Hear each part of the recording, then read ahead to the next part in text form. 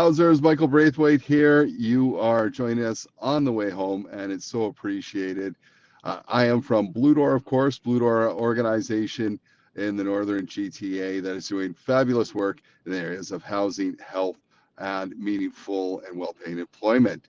And we do this podcast in partnership with the Canadian Alliance to End Homelessness. They're doing incredible work. And hey, when you hear this podcast, I think this might be the last day for you to register for next week's conference in Halifax. So take advantage of that. It's an incredible conference with speakers from all around the world, great keynote speakers.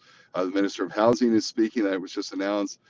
Margaret Poe from BC is speaking as well. And so many good and awesome speakers. And one of the people that will be there is our guest today, and that is Leigh Bursey. I can't put Leigh in a box, right, to say, hey, Leigh does X. Leigh is an advocate. He is a lived expert. He is a musician. He is an actor. He is all of the above, and he is quite a character, and he's quite passionate about preventing and ending homelessness. We talk about Leigh's journey on today's pod, all the different things he's doing. He's now out east on the East Coast doing some work there. His work, sorry, I forgot to mention he's a politician, a former politician as well. He was a city councilor, a town councilor. So Leigh does so many different things, and he attacks his challenge from so many different angles. Fascinating guy, and so great to talk with him. We talk about some of the work he's doing right now. He is impactful. He is an advocate.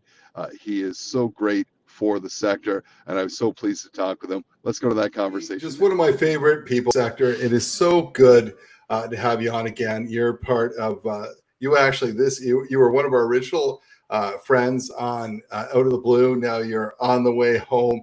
Thanks so much for joining us today. Hey, thank you. I'm sporting my on the way home hat. We were talking just before we went on air about how mine looks a little more worn, living on the front lines like I do. I have to say a big thank you to my friend Michael, who gifted me this hat while I was at a recent convention. I've been wearing it every day ever since. So I'm happy to be here. Honored. Awesome. Appreciate the time and the opportunity.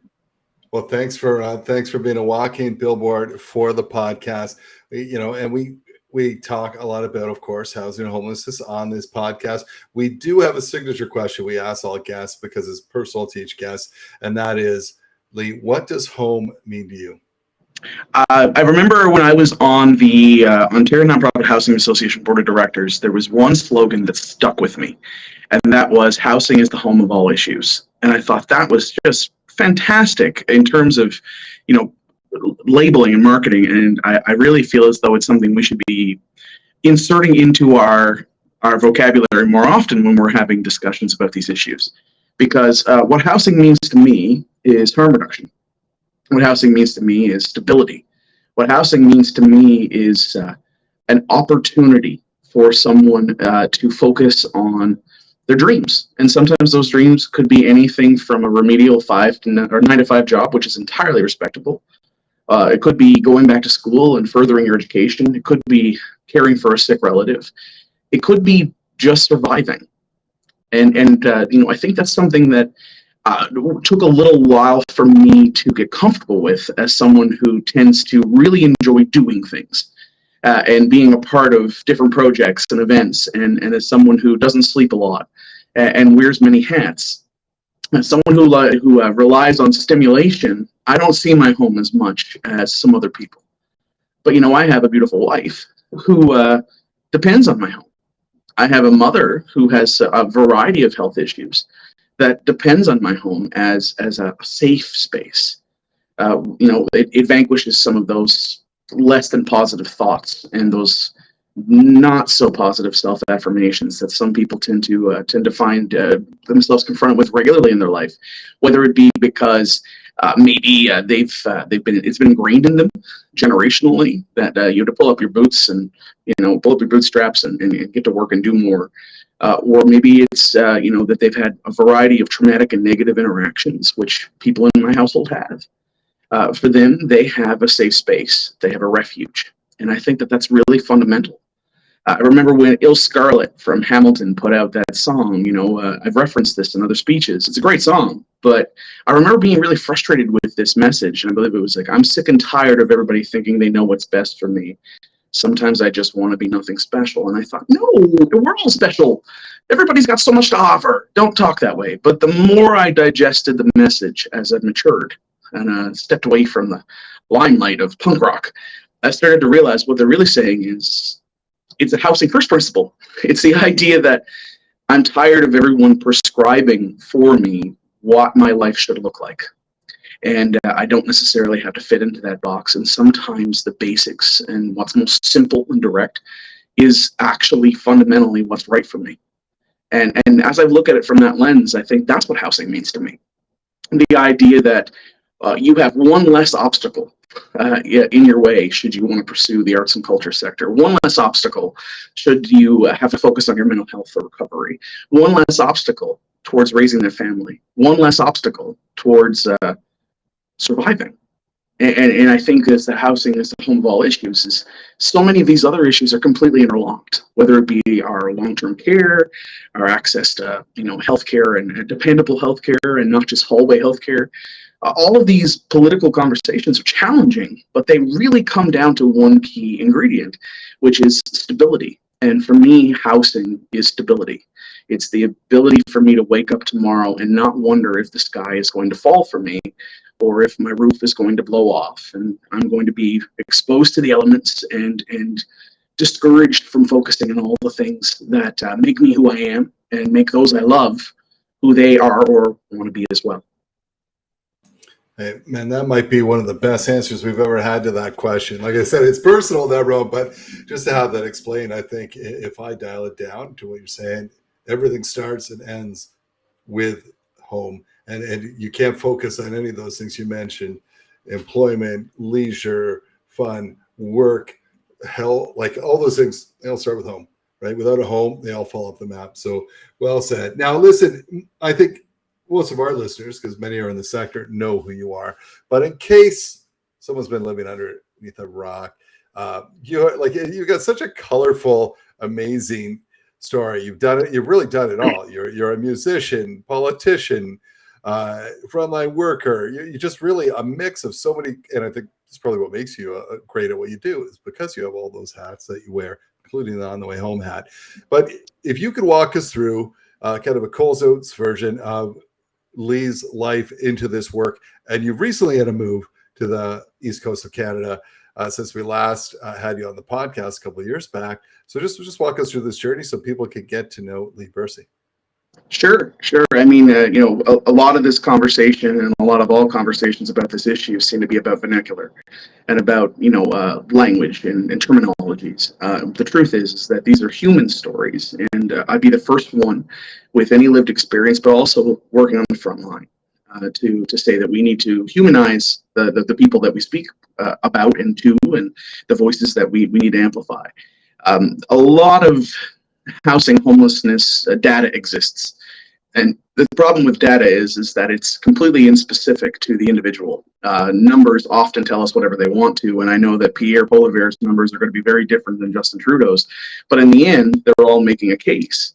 Making those cases is great, but we really need to strive to get to know the people that are affected by the legislation and the decisions and the management and the funding streams. And I think a big piece of lived experience storytelling has to start with, charity starting at home, as the old adage goes, ironically enough. Before I can expect anyone to pour their heart out in a vulnerable manner and let me into to their, I won't say a lack of a better term for bedrooms, more like let me into their storybook, their journal, their keepsakes, their lockbox. They need to know who I am too and why they should relate to me. And frankly, I think that, while we can come up with numbers and data all day that talk about the investment in housing, financialization, what type of funding streams need to exist and why, the truth is there's nothing more powerful than the vulnerability of someone being willing to tell their own story. And the opportunity to amplify that, of course, is the best part of this. So, if I'm to start with myself, I'm incredibly unspectacular. despite all the wonderful things Michael just said. I work multiple jobs and have to in today's gig work economy, no matter which government I might be working for at any given time, or which contract that might look pleasing to the eyes. Whatever number on a spreadsheet doesn't change the fact that when fuel's $1.88, I'm going to be working 3 of those jobs, much like many people. But one thing I am is upwardly motivated, and that's a big piece for me, is resilience. Not everyone is in the position to be quite as resilient, and nor should they have to be, because frankly, my life has been very fun, but incredibly taxing, emotionally and physically, and definitely mentally. I was a former homeless youth, but it was a brief time in my life. But my mother was subjected to a lot of domestic abuse in her marriage. It took me a long time to be able to put that label comfortably on it and talk about it in open forums, because like a lot of people who were in those situations, we ended up back at that location so many times that I just saw it as an unstable home life. I never really correlated how completely atrocious it is for a young, 30-year-old mother and 14-year-old kid to be living in a park or a hotel or in their car, and more or less be subject to the financial abuse of a patriarchal household with a character that maybe wasn't so kind and compassionate when he could have been. Now that said, no hard feelings. I'm to some degree, it's worked out well for me. I've been able to leverage this experience into learning about a lot of other people's experiences, and been able to help create a lot of different narratives and shape a lot of different discussions. So I don't take it back. And as he's since departed, I hope wherever he is, he's at peace. That said, in that time, I went on to become a municipal councillor in my community. I was 23 when I ran, I think 24 when elected, still sitting on my student government, not having a frickin' clue what to do. I was someone who was gifted with some language skills and some personability and some engagement tools, but frankly, I was never an exceptional student. I had attention deficit disorder that went undiagnosed well into my 30s. And there were just a lot of factors to consider for my upbringing.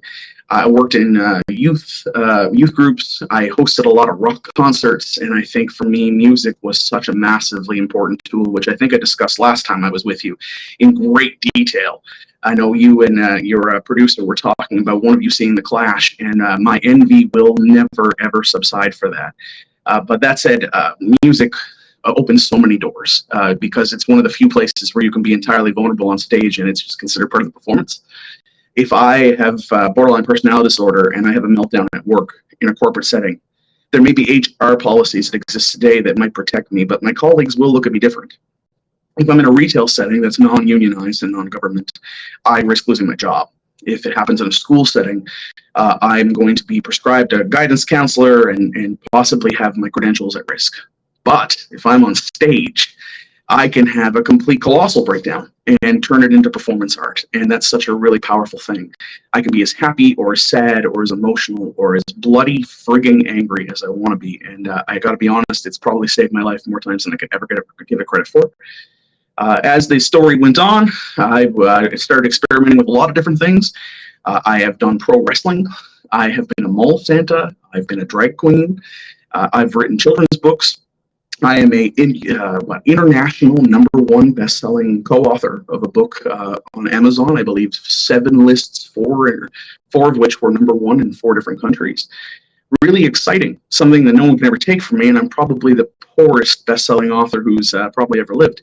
And I'm okay with that because it was a really wonderful opportunity, and it amplifies my voice. I've won some speakers contests. I've participated in the battles of the bands.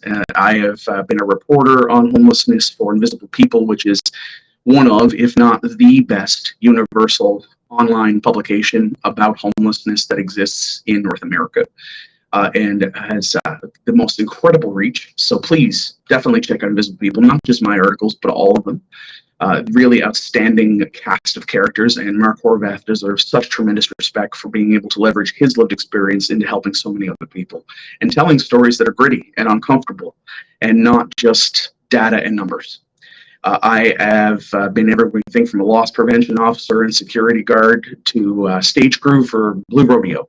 And I've enjoyed a lot of these experiences, but I've also worked in shelters. And one thing that I've learned very quickly about shelters is they're not a home.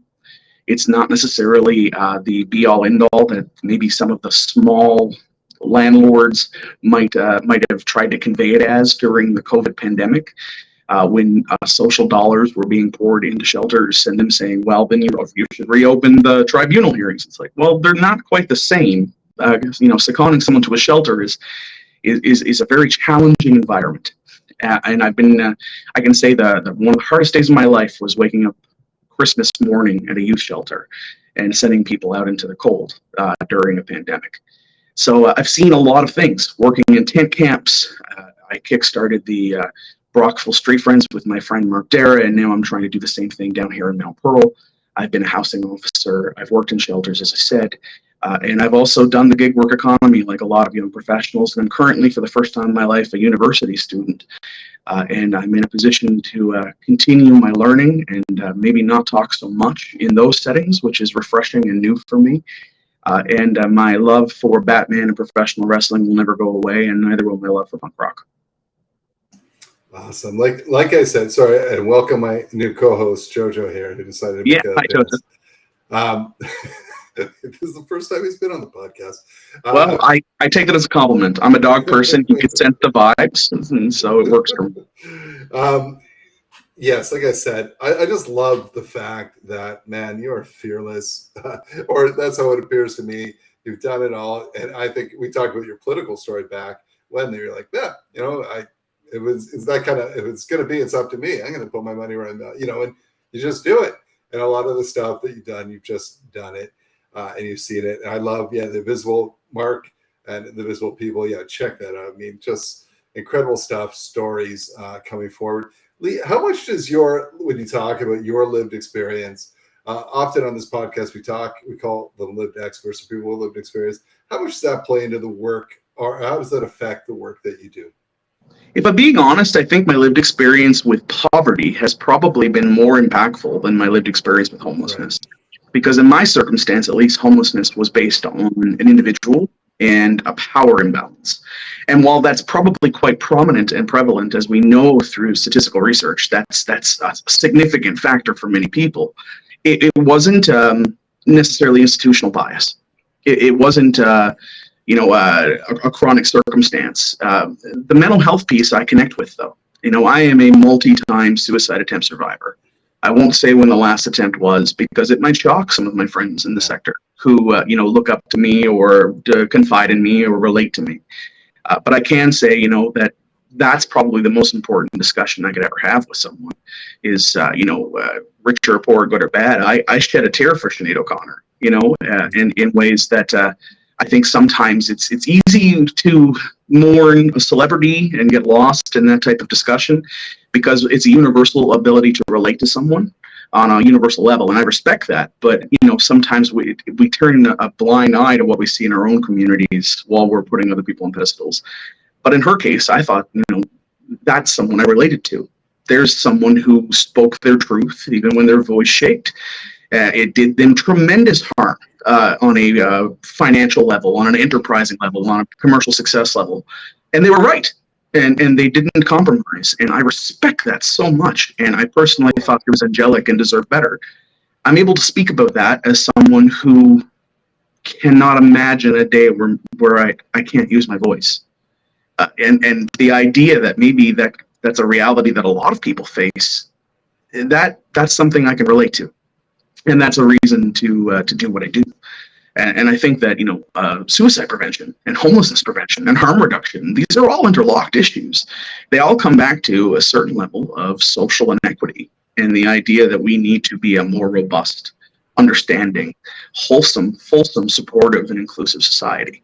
So I would say that, of course, my lived experience matters. I remember having a discussion at a council meeting where, I remember a counselor who was taking a jab at me in jest, I'm sure, but it still was very condescending. I won't say names, we made peace, but he said, Leigh, a lot of us run Fortune 500 companies and you wouldn't know anything about that. So maybe you're not the person qualified to be making this budget. To which I responded, but I have had to feed my family on $40 in a week. So if anyone knows a thing or two about budgeting, I promise you it's me. I love that, Lee, because I remember I was at something recently, and they're talking about youth homelessness. And they're giving out. It was a youth. It's a cash transfer. We're actually going to have Larry on to talk about it for Point Source for Youth. And someone said, "Give a youth, $2,000 a month. Oh man, what are they getting?" He said, "You need to check your adultism, whatever." He said exactly what you did. He said, "Youth who've had to live on nothing are the best budgeters in the, you get just like you said." He's like, "Yeah, I never thought about it that way, right? Yeah, if you've experienced having to do that, so the whole cash they're going to go out and do, well, maybe, once, because, hey, when you don't have money for a long time, it's hard not to, but you understand how to make a dollar stretch." So yeah, thank you so much for that. And for talking about your life, being so brutally honest, Yeah. in sharing. I remember What when. other ways there to be, Michael? What other ways there to be? I mean, Well, not everyone's that, right? I mean, if I'm being brutally honest, sometimes it's very tough because we have to walk these political lines, right? Like, so when I'm talking with someone from, and I may not agree with a policy or practice or whatever, but if I come out too hard, to be honest, I mean, I'm going to bite the hand that feeds the organization, and I'm going to actually hurt the people I serve sometimes. So I have to walk that line because it's not about Mike Braithwaite. It's about Blue Door and the clients, right? So, agreed. And, I can relate to that too. I mean, I was a left of center social justice counselor in a very homogeneous community that came from a very evangelical and fairly affluent background. It was completely Anglophone. I mean, Bob Runciman, Steve Clark, they're good men. Despite the challenges, I have some opinions, and I know it's easy for me to sit on this type of platform and beat up on a former colleague because they happen to be a popular conversation piece at this moment. But what it comes down to is they went to the barbecues. They responded to the letters. They showed up at the grand openings. They listened to the constituents. Gord Brown, previously, he's since departed. Gordon and I had a phenomenal relationship, and I respected him immensely, despite the fact that I would never vote for him. And I think he understood that, and I think that to some degree he respected that I was at least willing to listen, and we were willing to build those relationships. And maybe he convinced me. You never close the door. There's been lots of great conservatives. Just because I've considered myself a left to center, quasi, liberal, doesn't mean that you close your mind to the idea that there's good ideas on both sides. And I think you're right. Sometimes being the brash left of center, social justice warrior, and all of the connotations that come with a name like that, I much preferred the punk rock counselor. I think I'll keep that one. But you have to toe a line sometimes. But then again, you also are in this position where you can also check some of those maybe traditional views and values as well, and find that middle ground. You can only go so far left before you turn right by accident, and I think the same can be said in reverse. Right? So there's lots of libertarians out there I have a lot in common with too, right? Well, let's talk a little bit about that. There's a lot going on in this world, and I know you're attuned to it all. Let's talk about Canada. And things you mentioned, gas being $1.88, food costs going through the roof, rents across the country. Recently in Toronto, it was, they said you needed income over $100,000 a year, or $33 an hour to afford a one-bedroom apartment in the city, with rents well over $2,000 a month. Social assistance rates in Ontario, at least $730 a month, haven't not changed or being below what they were in 1995. So a lot of pressure, a lot of things happening. We need 3 million homes plus across the country to maintain affordability. And the needle's not moving fast enough. We've got a lot of new Canadians coming in. Wonderful. It's awesome. However, putting more pressure on some of the housing challenges we have. What are your thoughts? I dumped a lot there, but what I'm saying is lots happening. Want to get your thoughts. What are, on some of these challenges, and what maybe some of the solutions are? What has to happen? Excellent. Well, I'll be the first one for starters to take an opportunity to plug the Canadian Housing Renewal Association, of which we both sit on the advocacy committee for. These are issues that, we're confronted with quite regularly. And as the largest professional association of housing providers and advocates and activists in the country, I mean, they have their fingers on the pulse and are constantly putting out a variety of different literature and advocacy sound bites that I think are quite relevant to a lot of these discussions. So definitely to the listeners unfamiliar with them, I'd encourage you to check them out. But while I'm on that topic, I have to say, there's not one topic you just discussed that we haven't discussed previously, and that we're not confronted with regularly, and that I probably haven't reposted a post that you've made on your local LinkedIn page. These are not hidden issues, and that's one thing I can say post-COVID that I think has been very helpful. And that is that the spotlight has been, whether it still is and whether it's been a completely sincere spotlight may be questionable, but there's been more emphasis on vulnerable and marginalized people now than probably any time in history, because these aren't new issues. They're just new to you issues sometimes, to some of the listeners and the readers and the watchers. And I think a lot of that started with the idea of isolating in place. A lot of it started when we were trying to flatten a curve, and we look outside our bedroom or our apartment window and realize that there's people on the street who have nowhere to go. And then we saw the financial impact. With some of the newspaper articles recently that I thought were really interesting, and some of those news stories about how you have chambers of commerce talking about how the small business loans that were received during COVID should be paid back at a much longer rate of time and amortization, because the economy's been hit so hard. But there was no residential rent relief program at all, right? So what do we value in our society? It's so easy right now to beat up on landed migrants or immigrants or refugees. And I am so sick of that narrative. It pisses me off, and I will tell you exactly why, and I will say it till I'm red in the face and you can see it already. The fact is that one thing I see on social media, and sometimes it's by well-meaning people who I genuinely believe care. Maybe they're misguided, and maybe it's just a simple soundbite. Maybe it's one of these digestible pieces, where we should be protecting and supporting our youth and our battered women and our veterans before we spend money on a refugee. Okay, for starters, we're the second largest landmass in the entire world. We literally have some of the most square footage per capita per person in the world. We are a resource-rich economy. I live in a self-sustaining province, surrounded by water, surrounded by food sources, surrounded by lumber, hydroelectricity. I have oil. I have all of those pieces. The only thing that stops those things from being readily accessible to our population sometimes is government. And I think it's really interesting. I remember I was speaking at the Association of Municipalities of Ontario conference a number of years ago, and I remember this introduction. I thought it was really sincere. And I know that the speaker, we meant well with this, but they said, we're about to have a conversation about one of the most complex issues that we will be confronted with. And I thought, what a perfect lead-in. So what was so complicated? What is so complicated? What will be so complicated about four walls and a roof? The only thing that's made it complicated is minimum square footages and minimum allotment sizes, joint and severed liability, amortization rates. It's a tiny homes on wheels, is a discussion that, international building codes have provisions for, but Canada does not.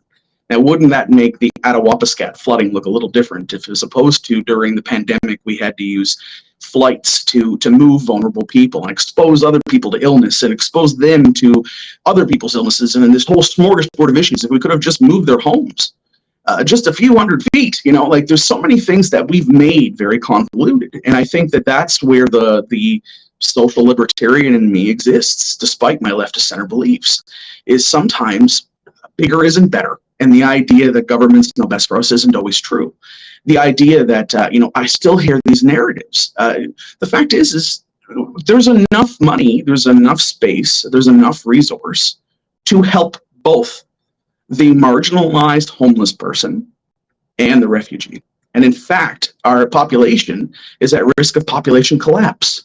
We need new families.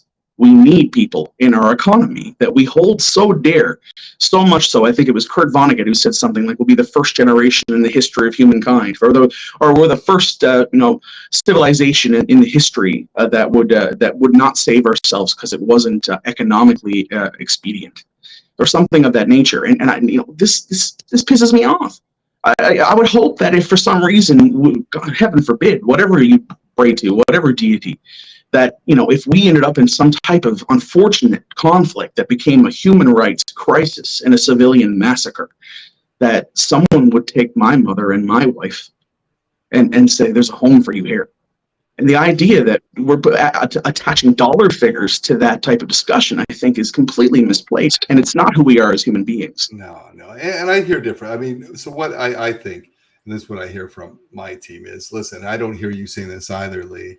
Veterans, women fleeing violence, all those different populations absolutely still support. It means we can support them all, is not to put words in your mouth, but new Canadians, we absolutely, it's wonderful. And I'm so proud to be in a country that welcomes them. The challenge is right now is not that we shouldn't be doing that, but the planning around it. What we see at government right now, unfortunately, is little finger pointing where the feds are saying, "Hey, we gave you the money.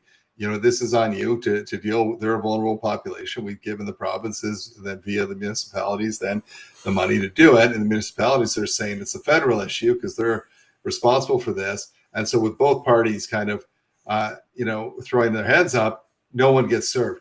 And so you have these new Canadians, and I've seen it even at Blue Door, where I work, my team saying, "It's wonderful. They're so wonderful to work with new Canadians." The challenge is, we need different it's a different challenge that they're facing.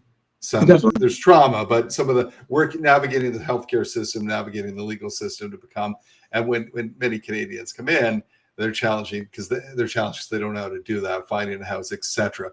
So I think I agree with you all. I had a mayor recently, one of my favorite mayors around, John Taylor in Newmarket, who said, "Listen, land's not the issue." Just to your point, a ton of land. Now, is it serviceable land? No, not right now. And that's when, not to go political, but that's what, some of the pushback in Ontario around opening up the Greenbelt has been, we don't need more land. We have lots of land around. We need serviceable land, right? And we need to be able to get the infrastructure out there. And that makes a difference.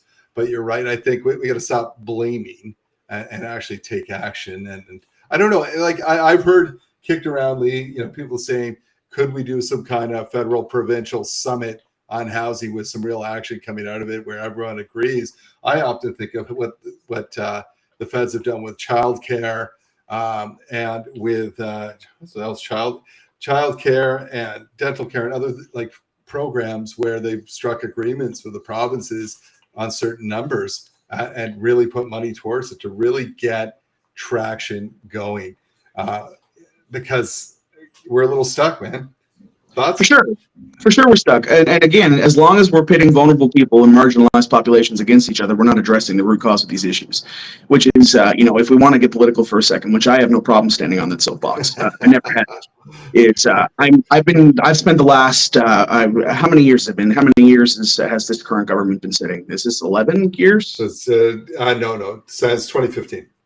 Since 2015. Okay, so that's 8 years. Okay, so I'm off by a few. I apologize, folks. They do tend to run together sometimes when they have the same sound bites. So let's go 8 years. 8 years I have been congratulating this Liberal government on a national housing strategy and a willingness to come to the table and work on these issues. The same Liberal government, might I add, that when Paul Martin was finance minister, actually, let's take a step back. When Paul Martin was critic for CMHC, just a few years before that, he was advocating for new builds and actually wrote white papers talking about the importance of new builds and infrastructure to keep up with population demand in an aging climate. Fast forward, he becomes finance minister and cancels our national housing strategy, National Housing Act at that time. Then downloads a number of the social services to the provinces and gives them options on that service delivery. So places like Ontario were that much further behind. I live in a have-not province right now in Newfoundland. The fact is that infrastructure has always been an issue, and so has the effective ability to deliver social services. Despite our small size, needs continue, and the needs are universal. And in many cases, I think it's fair to say that there's a generational poverty problem in Newfoundland and Labrador, just like there are in many rural and remote places. And that exists because skilled labor tends to go somewhere else. Skills labor tends to move on to other more productive climates, which I understand. As a transplant Newfoundlander, I did the same. But I do think it's interesting that, now that we have a document in place, which is a working document, and kudos to Adam Vaughan and to the fine folks who were very much on the forefront of this issue, long overdue. And I think that there was a lot of great documentation and a tremendous level of funding that did come out of it.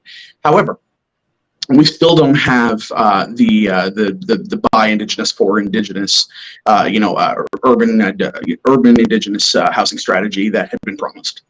We know that that's the case. We also now have conflicting sound bites. In 1 week, I'm hearing Pierre Poilievre tell somebody who lives in Niagara that their home is a shack.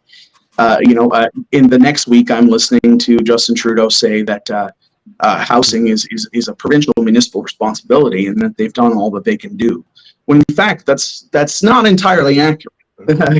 For starters, and I think that was such a bit where he said it's primarily not federal, that it resides with the provinces. And I'm not jumping or siding with anyone, but I think saying deflecting at all when you're in a crisis, not a good way.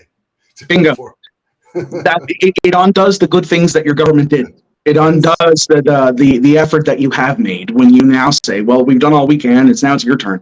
No, I think it'd be fair to say we need our partners to come to the table because we can't do this ourselves. Yes. I think that's a fair comment. But to sit here and minimize a federal government's involvement, specifically historically when housing has been such a central part of our infrastructure and wartime housing, and we were doing it better and best for years. But the fact is that a new home is more expensive in many cities in this country than it is to our southern brothers and sisters down in the United States who are significantly more landlocked than we are. So I think that when you consider that they have a smaller geography and I can buy a home there for cheaper, I see a problem. And I think the problem, again, becomes convoluted by government because ultimately the land is there. So ultimately the four walls and a roof, as I minimize it, I mean, you can make it what you want it to be, but you catch my drift, is that the infrastructure itself is not complicated.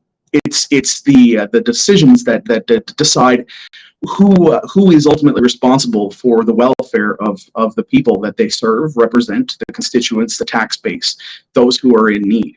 And another level of pitting, chronically pitting, some level of marginalized person against some other society and other infrastructure. I think that that's unfortunate, that it's almost though not only do we expect not only do you have to earn our support, not only do you then have to navigate multiple tools and multiple institutions to garner said support, but you best be grateful for it as well. And I think that those messages, turn a lot of people off. And I think not only do they turn a lot of people off, but it also keeps a lot of us in the dark.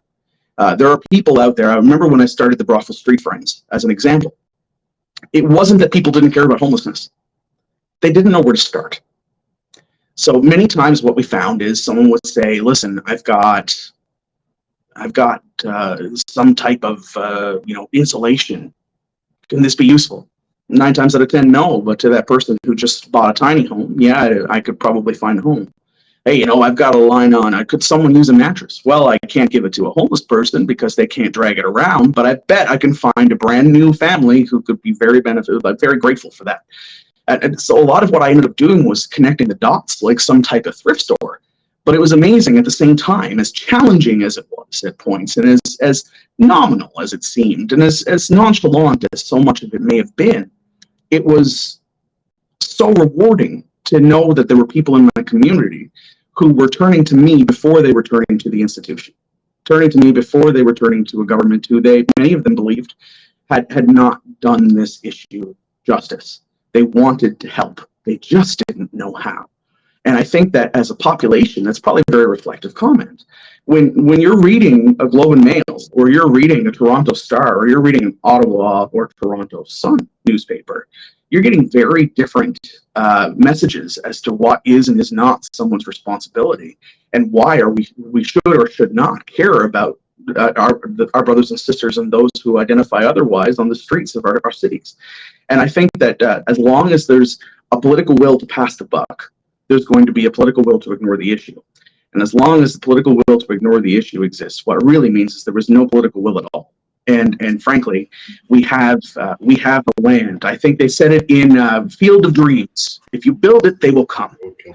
You know, I think that the opportunity exists in our society, and we've seen what happens when people invest in housing and invest in infrastructure. I'm not indemnifying or condemning anyone who comes to the table with well-meaning strategy and well-meaning ideas and philosophies. But, you know, there's no shortage of data, as I mentioned early in this process. And currently I'm working on data, as you know, Michael, talking about why it makes sense to invest in housing. And the fact is that not only do you need the employer to come to your home, to your city, to your town, to your neck of the woods, you need somewhere for those workers they will attract to work, because otherwise that employer might not find your community so desirable. If you're a tourism-based economy, you need to think about that. If you are dealing with an aging population, you need to think about this. Do you have a post-secondary school in your community? Well, you need to think about this. And these issues are equally as economically important as they are on a human rights level, significant and important. And I think that we need to remember that we all play a role in this discussion. It's not just a matter of who does and doesn't. It's everyone. No, you got it, man. Listen, I can talk to you for hours. I love chatting with you. It's so engaging and so honest and forward. Let's end the podcast on a hopeful note. What are your hopes for the future? What are you hoping for in the next little while? You talked about doing some research and talking about it, and I agree with you. Listen, it's not only doing the right thing and a human rights thing and saving lives, but there's an economic argument. But what are your hopes? What does Leigh hope for in the next few years? There's probably 2 or 3, and I think that they're important notes to end on, actually, Michael. So I appreciate that, because I got to come down off the soapbox, or I'll just work myself into a frenzy. What did they say? Hulk Hogan once said it. You're working yourself into a shoot, brother. Okay, so here's where it is, and this is what I think is relevant. Right now, my community that I live in has become perplexed and are overwhelmed by the tragedy of opioid-related deaths, and it's fairly new here. Now, that doesn't mean it didn't exist, and that doesn't mean that there hasn't been misdiagnosed. That doesn't mean that there hasn't been a variety of different strains and circumstances and unreported numbers and figures. But by and large, there's a distinct difference between the opioid crisis that's here in St. John's and maybe some of the ones that we've almost become accustomed to, for lack of a more appropriate word. It's almost like you tune out to some degree when you're in Ottawa, where there's 1 million people, or you're in Vancouver, where it's been a phenomenon for so long and has risen between 21 and 27% or something since 2019 in terms of overdoses and deaths related to this issue. Here, that number is small. That doesn't change the fact that in a community of this many 100,000 people, 550,000 people on this island, the chances that it might just impact you or someone you know are probably high, or higher, at least per capita, than many places in the country. And sadly, it seems as though, much like when we were talking about homeless veterans versus Syrian refugees, etc., it almost has to impact you personally many times before you can really turn your mind to it. For me, as someone who's worked in shelters, I can say that no less than 10 or 15 people who I loved, who I fought for, who I advocated for, served and worked with, I've gotten messages from people I worked with who said they're no longer with us. They died alone on a park bench. If I had one hope in the world, it's that no one ever does that again. Unfortunately, that's not the reality that I live in. So I want to make sure that I'm doing everything I can with the time that I have to see as little of that as goddamn possible. Because I see, there's a mother in our community right now who's putting together a rally, and she lost her son. And I'm so proud of her. I'm so proud of anyone who can take such a terrible trauma and turn it into activism with the idea of making the world a better place for someone else tomorrow. Rightly or wrongly. No matter if you know all of the key details and can cite all those statistics, as I said at the beginning, humanizing these stories is fundamentally more important than giving me a dollar figure or a spreadsheet or a line item. If I had one choice, it would be that I would like to be living in a world where I could work myself out of a job. I heard Tim Richter say that at the first conference many years ago in Ottawa for the Canadian Alliance to End Homelessness. Right now, I'm a loss prevention officer. That's one of my moonlight gigs. Wouldn't it be nice if I was able to focus on people who were doing things nonchalantly and fraudulently for completely self-serving purposes, and instead I find myself focusing so many times on crimes of desperation and theft under $5,000 by someone who is struggling, and I understand that, and it hurts. And I recently, someone was apprehended, and first words out of his mouth were, "I hope you don't think less of me." I don't. I want to live in a world where we don't think less of each other because we're desperate and sad and stuck and fractured, and life didn't work out as maybe we were promised it would, or we were taught not to believe it could. So if there's anything I want to stop mourning the potential that I see in others that I married. That type of thing is brutal, because when you marry yourself to someone's potential, it's a very expensive divorce, especially in today's society. Especially when people are often still cutthroat, and we're judged by how many dollars we bring in, and all the things that we can be, and all the things that there's so often we hear these political sound bites about being relatable, and he tells it like it is, and we want someone who's real. No. You want someone who echoes your thoughts in the chamber, and it's silo. But if they expose themselves as vulnerable, many times it's to their detriment. I don't want to live in a world where Sinead O'Connor ever goes to bed wondering if she's enough. My gosh, what a talent. What an incredible voice. How many nights did that person spend wondering if they were worth anything before they took their life? I don't want to live in that world. I want to live in a world where, Michael, I love you. And to the people listening, if you can always sit with me. It's not like the Mean Girls cast, that doesn't exist in my world. I want to live in a world where we stop looking at spreadsheets and dollar figures and buying up available bedrooms and buying up available properties so that other people can't start their life and have that same stability. I am so grateful to provide for my mother.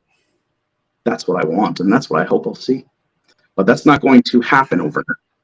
That's going to happen with a lot more pissed off conversations.